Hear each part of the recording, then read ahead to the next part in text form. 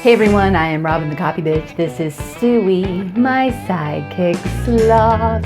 And today we are going to talk about how to brainstorm content ideas without hurting your noggin. Okay, I love this topic because this is something I do well. I love brainstorming ideas.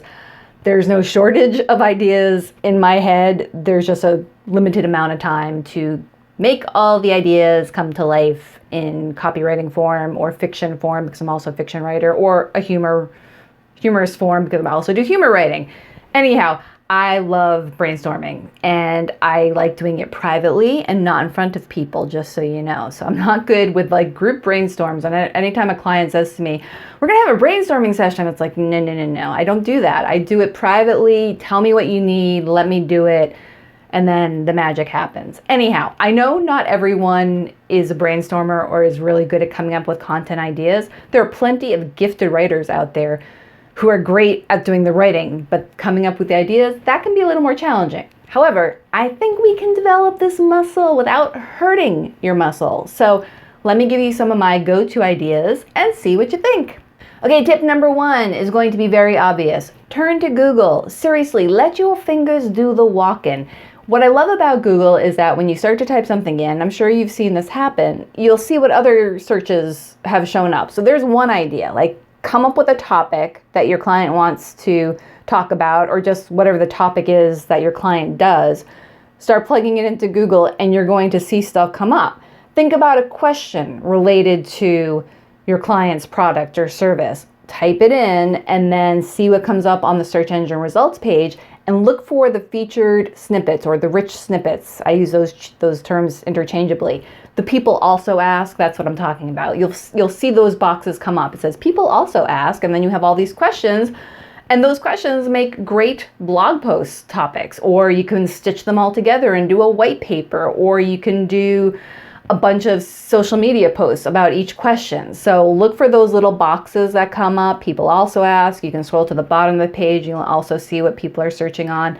That's a great source of content ideas. And that's one of my first go-to places that I will go to when I'm, thinking about things and wanting to find out what people are talking about. Okay, tip number 2, speaking of keywords, did I mention keywords in the last one? Well, whatever. Go to your keyword research tool, because that's why it exists. Your keyword research tool does so much more than just tell you like what keywords people are searching on. It'll give you content ideas. So you plug in like a main topic into your keyword research tool. I use SEMrush. And it's going to show you all of the related topics people also search on.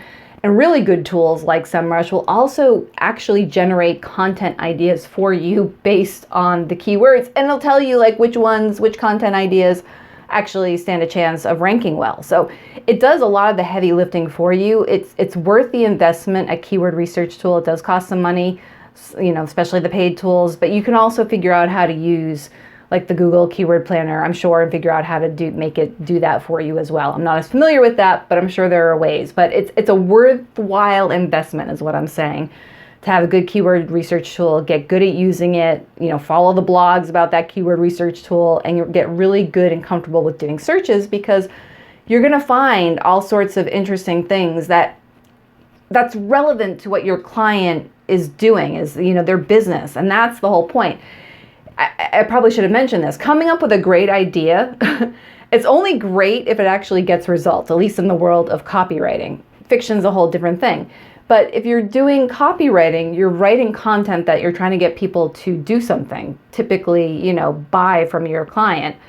And not all copy necessarily is, sell, buy, but it's content that inspires them, keeps them engaged, keeps them interested in what your client is doing. So you want to get content that's actually relevant to the audience you're speaking to. So that's where a keyword research tool can really benefit you in doing that. So it's a worthwhile investment. I'll get off my soapbox and we'll go on to number 3. Okay, 2 sites that I think a lot of copywriters overlook. Quora, that's Quora if you're not familiar with it, and Reddit, which I'm sure you've heard of. And I think Reddit gets a bad rap because usually we hear about, the real scary Reddit threads and, forums and, I'm not talking about that.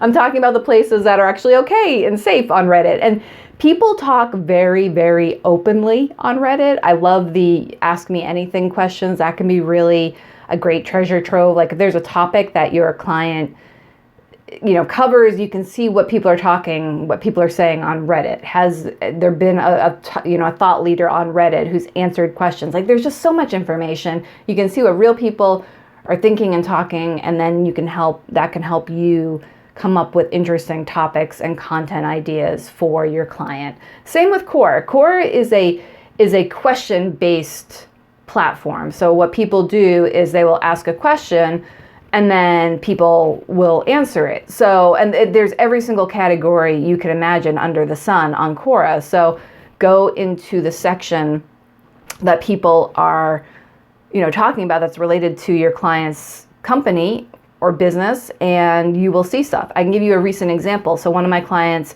is a background check company, and we were doing a post on background check fails. Like we wanted to just do kind of like an interesting, fun post where, companies just had whatever it was, like it was just a background check fail. And I was looking for like interesting stories, and that ended up being like my go-to. Quora and Reddit is where I could find some really interesting stories. And I gave attribution, like I did screenshots and we linked to it. It was more of a curated post where we just, related some fun stories. And our point was, hey, businesses need a proper partner in the background check process. Don't just use anybody. So there was a point to it. But those are my two go-to places, and it did not disappoint. It really helped in producing some good content, and it can be really a good place to get some ideas that will wow your clients. Okay, tip number 4, it's time for a controversial tip.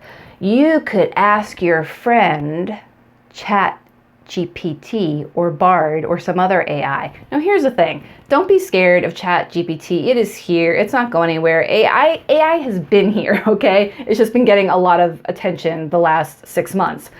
However, ChatGPT, and I often say this, but always check out the link in the description because I will link to a blog post about this topic, and you'll be able to see some of the stuff that I'm talking about that I can't show you in video, at least not this one because I'm not sharing my screen. So I actually did a prompt to ChatGPT saying, hey, ChatGPT, and we have like this ongoing thread, so it's getting to know me. It calls me Robin. It's kind of cool.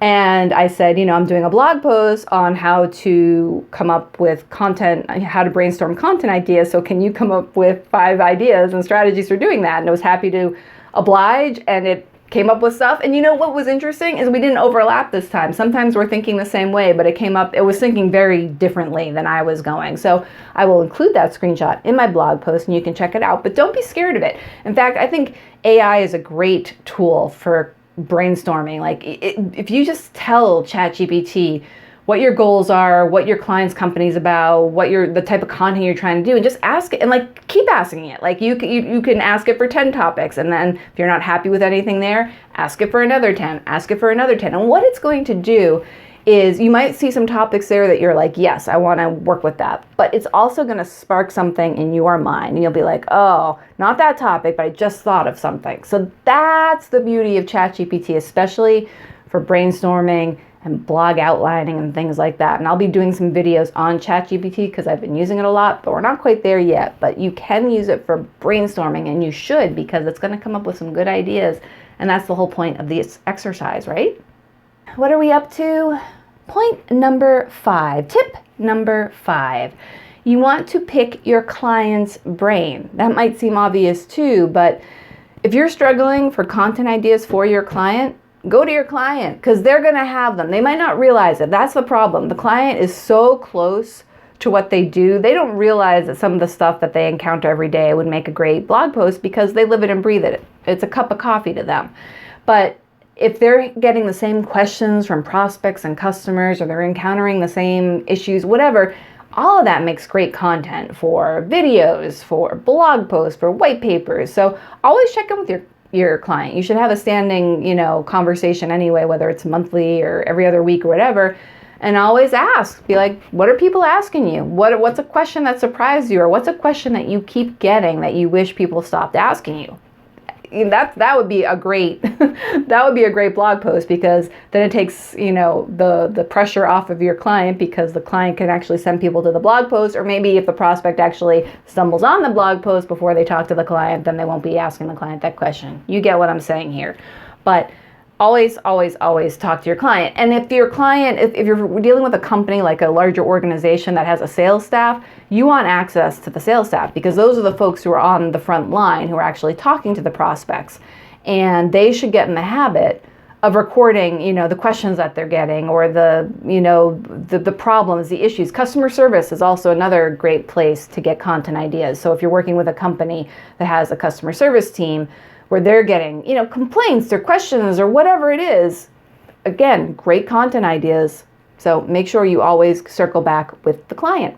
Okay, tip number 6, you also want to make sure you think about the audience you're writing to. As I mentioned before, coming up with a fabulous idea, it's only fabulous if it works for that audience. So if you have the ability to survey your client's audience, or to be part of that survey, or to be privy to the surveys that they send out, that can often be a treasure trove of information that can spark some interesting content ideas. Because, if the people who, respond to the surveys, especially if there are any like open-ended questions or people fill in message boxes, that can be great information. And again, it might not be like the person might not have like, this is what I want you to write about.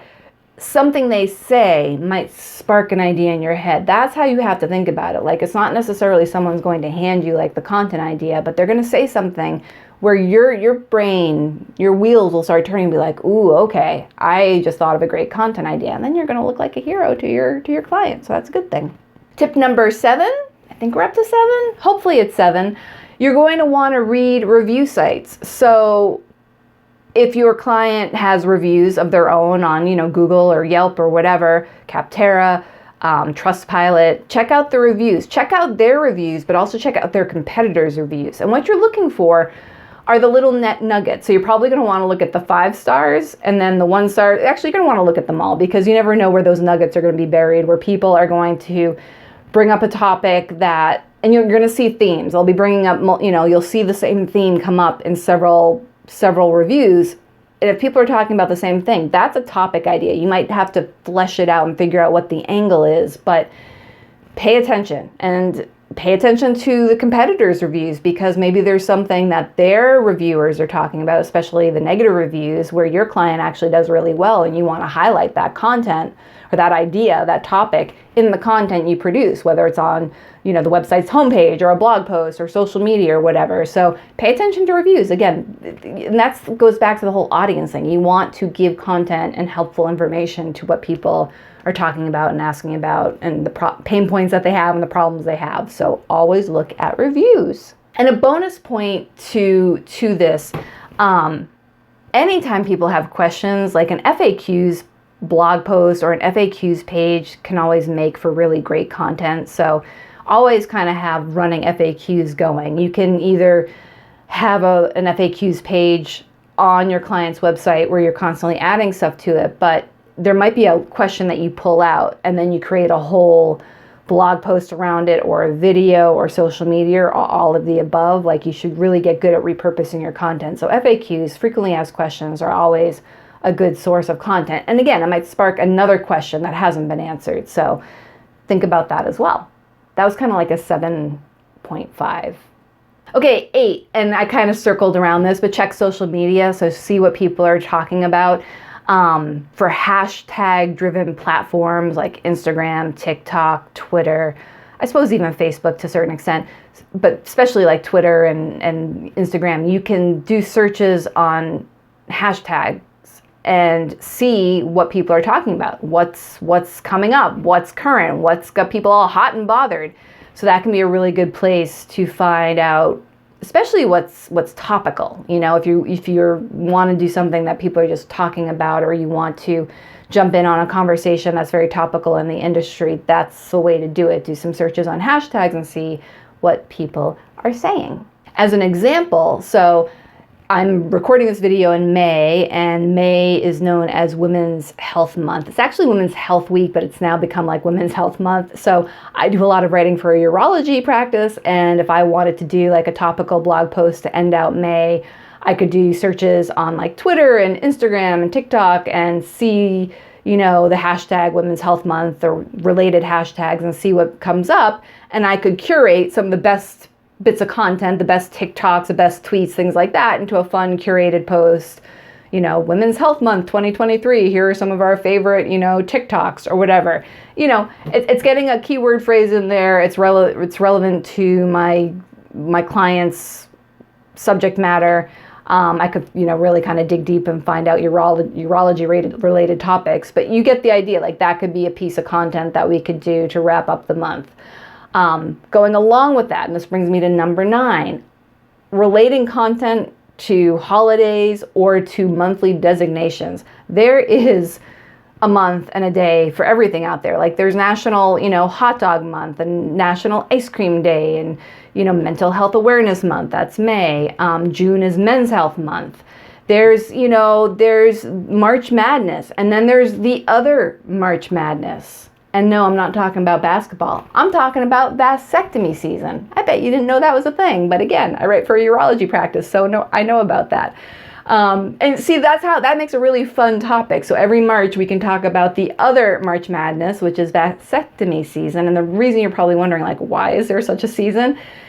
Men will actually schedule their vasectomies, like, you know, on Thursday or Friday during March Madness, so then they have an excuse to, like, you know, sit on the couch and watch basketball all weekend with a bag of frozen peas over their nether regions. It's an actual thing. So, but we have a lot of fun with that, talking about that.